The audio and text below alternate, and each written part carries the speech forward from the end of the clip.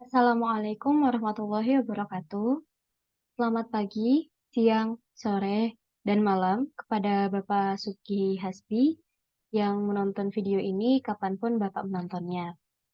Saya izin mempresentasikan mengenai subtema dari kelompok 4, yaitu Sains dan Teknologi dalam Al-Quran. Sebelumnya saya akan memperkenalkan diri.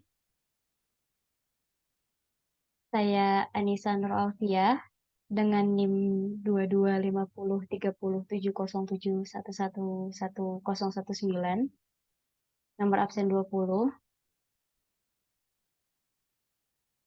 Di presentasi kali ini, yang pertama adalah pemahaman terkait sains dan teknologi, yang kedua kaitannya dengan Islam dan Al-Quran, yang ketiga dampak serta solusinya, dan yang keempat adalah kesimpulan.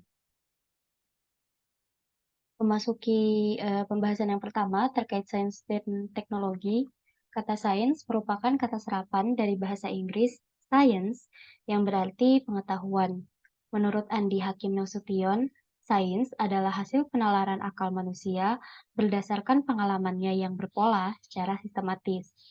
Awalnya, sainses merupakan segala jenis ilmu yang meliputi social science dan natural science, di mana social science meliputi sosiologi, bahasa, ekonomi, hukum, psikologi, agama, dan seni. Sedangkan natural science meliputi kimia, fisika, biologi, astronomi, matematika, geologi, dan meteorologi.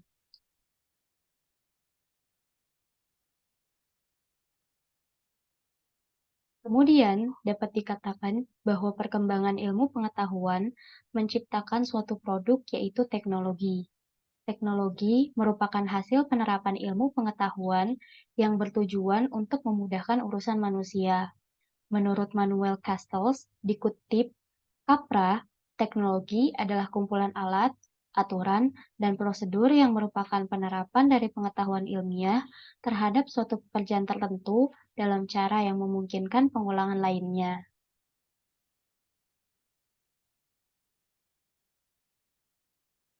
Kemudian pembahasan yang kedua, kaitannya dengan Islam dan Al-Quran. Teknologi merupakan hasil dari penerapan ilmu pengetahuan, di mana dalam perkembangannya, Islam turut andil di dalamnya. Menurut Bakhtiar, 2013, perkembangan ilmu pengetahuan dibagi menjadi 4 periode, yaitu periode Yunani, periode Islam, periode Renaissance, dan periode kontemporer. Pada periode Yunani, yaitu 6 sebelum Masehi sampai 6 Masehi yang identik dengan filsafatnya, sehingga muncul tokoh seperti Aristoteles, Plato, Socrates, dan sebagainya. Kemudian, periode Islam dari 6 Masehi hingga 12 Masehi merupakan masa kejayaan Islam dalam perkembangan ilmu pengetahuan, sehingga sering disebut Golden Age of Islam. Periode ini memberikan sumbangsih dalam ilmu pengetahuan, agama, maupun budaya, bahkan ketika di Eropa saat itu sedang mengalami masa kegelapan. Dilakukan penerjemahan besar-besaran terhadap karya filsuf Yunani hingga pada puncaknya di 12 Masehi, banyak terlahir buku-buku ilmu pengetahuan dan filsafat. Adapun tokoh-tokoh yang terkenal pada periode ini adalah Ibnu Sina, Al-Khawarizmi, Al-Farabi, dan sebagainya. Kemudian pada masa setelahnya di periode Renaissance, transisi yang terjadi menjadikan periode Islam sebagai penghubung antara ilmu pengetahuan klasik dan modern bagi Eropa yang sebelumnya mengalami masa kegelapan. Periode Renaissance mengadopsi karya-karya berbahasa Arab dari periode Islam, kemudian diterjemahkan ke bahasa Latin. Bukan hanya itu, di Eropa pun terjadi kebangkitan intelektual dan pustaka Yunani. Periode ini terjadi pada 12 Masehi hingga 18 Masehi.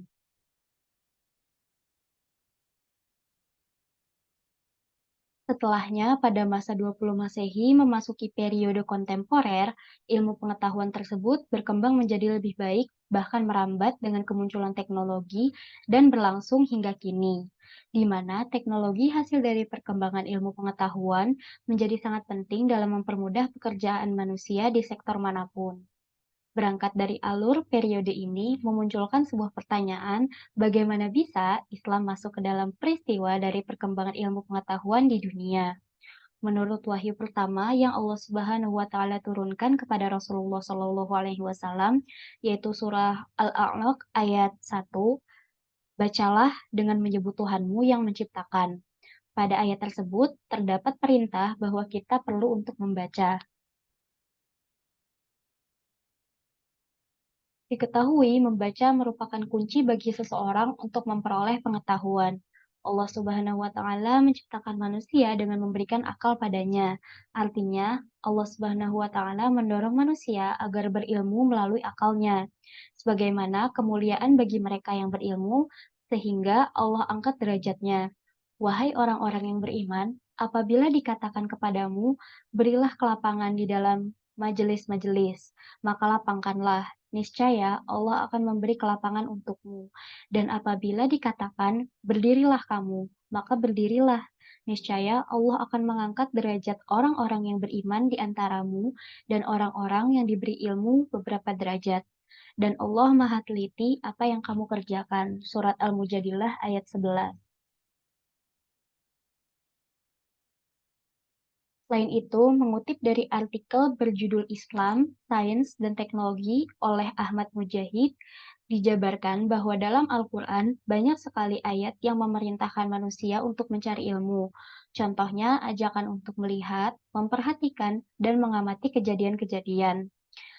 Surah Fatir ayat 27, Al-Hajj ayat 5, Luqman ayat 20, Al-Ghoshiyah ayat 17-20, Yunus ayat 101, Al-Anbiya ayat 30. Kemudian ajakan untuk bernalar terhadap berbagai fenomena surat An-Nahl ayat 11, Yunus ayat 101, Ar-Ra'd ayat 4, Al-Baqarah ayat 164, Ar-Rum ayat 24, Al-Jathiyah ayat 5 dan 13. Kemudian, ajakan agar manusia mengetahui suatu kejadian, surah Al-An'am ayat 97 dan Yunus ayat 5. Dan ajakan untuk manusia agar dapat mengambil pelajaran pada surah Yunus ayat 3.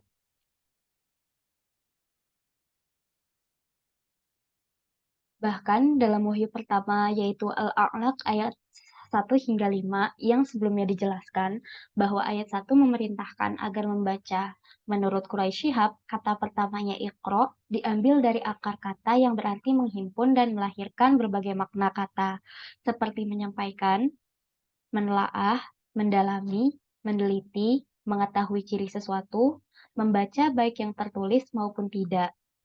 Sehingga dari penjabaran sebelumnya didapat bahwa dalam Al-Quran, Islam tidak mungkin memisahkan diri dari hal-hal yang berperan penting terhadap kesejahteraan umatnya. Selain itu, Islam merupakan agama yang terbuka terhadap ilmu pengetahuan.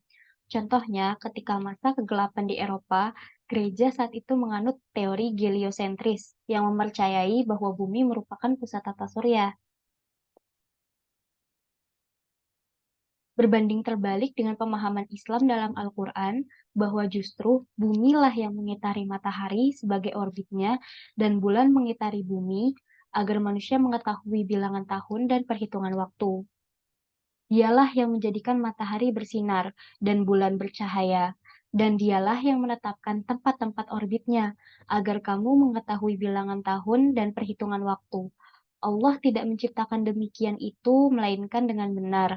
Dia menjelaskan tanda-tanda kebesarannya kepada orang-orang yang mengetahui. Surah Yunus ayat 5.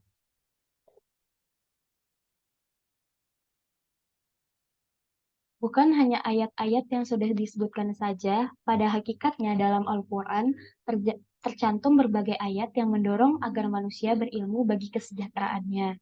Berbagai pemaparan yang sudah dilakukan mengenai kaitan antara sains dan teknologi dengan Islam dan Al-Quran membuktikan bahwa sesungguhnya Islam adalah agama yang tidak anti terhadap kemajuan sains dan teknologi.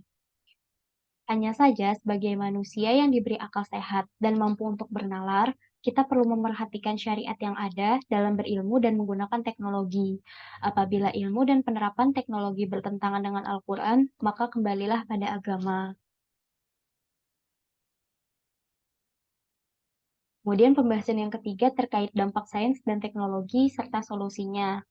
Sains dan teknologi tak dapat dipungkiri memberikan dampak yang sangat besar kepada manusia. Sains dan teknologi memberikan kemudahan bagi manusia dalam memperoleh ilmu pengetahuan dan menyelesaikan pekerjaannya. Bahkan dalam kehidupan terkait dengan spiritual, sains dan teknologi ini dapat membuat manusia lebih dekat dalam mendapatkan pengetahuan mengenai agama, seperti contohnya melalui video-video ceramah atau penyebaran melalui jalur dakwah secara online. Namun, ada dampak buruk yang dapat memengaruhi manusia hingga terlena. Sains dan teknologi dapat digunakan apabila tanpa bekal yang baik, itu akan menjadikan manusia terlihat seperti budak sains dan teknologi itu sendiri. Sehingga sains dan teknologi ini dapat menurunkan kualitas hidup manusia dan lingkungan. Apabila dibiarkan terus-menerus, maka akan menjadi hal negatif yang tidak dapat membawa manfaat sama sekali bagi manusia dan lingkungan. Kemudian ada solusinya, di sini ada 4 prinsip yang dapat diterapkan. Yang pertama adalah istikhlaf, yaitu manusia sebagai khalifah di dunia perlu untuk meninjau segala hal berdasar pada wahyu dan akalnya. Yang kedua, yaitu prinsip keseimbangan, di mana menyeimbangkan antara kebutuhan spiritual dan materi, sehingga manusia mampu berbuat, bergerak, dan berubah secara seimbang. Yang ketiga ada taskhir, di mana Allah telah menentukan dimensi, ukuran, dan sunnah-sunnahnya yang sesuai dengan fungsi dan kemampuan manusia dalam mengelola alam semesta secara positif dan aktif. Tetapi bersamaan dengan itu, Al-Quran juga meletakkan nilai-nilai dan norma-norma yang mengatur hubungan antara manusia dan alam semesta. Yang keempat, kaitan antara makhluk dan kholik. Menyadari bahwa seluruh realitas yang diciptakan makhluk pasti terdapat yang menciptakan, sehingga seluruh tatanan dunia ini begitu rapi. Intinya, pada 4 prinsip ini, manusia harus menyadari bahwa Al-Quran selain mendorong manusia untuk bisa bernalar, berpengetahuan, dan mensejahterakan diri mereka, di Al-Quran ini juga terdapat batasan-batasan yang harus diperhatikan manusia dalam menerapkan ilmu pengetahuan dan menggunakan teknologi ini. Kemudian yang terakhir, pembahasan mengenai kesimpulan ini, yaitu adalah Islam sebagai agama yang terbuka sama sekali tidak menghalangi makhluknya untuk maju dan sejahtera. Sebagaimana tertera dalam Al-Quran bahwa tiap-tiap manusia harus menggunakan akalnya dan berilmu. Sebagai hasil dari pemikiran akal manusia, sains dan teknologi diharapkan dapat memberikan manfaat bagi kemajuan serta kesejahteraan manusia. Namun, apabila manusia lalai, mereka justru bisa menjadi budak dari sains dan teknologi itu sendiri. Sehingga diperlukan batasan bagi manusia dan mengembalikan segala urusan terhadap Al-Quran apabila sains dan teknologi ini melenceng dari kebenaran. Berikut daftar pustaka yang saya gunakan selama penulisan PowerPoint ini. Sekian, terima kasih. Kurang lebihnya mohon maaf. Wassalamualaikum warahmatullahi wabarakatuh.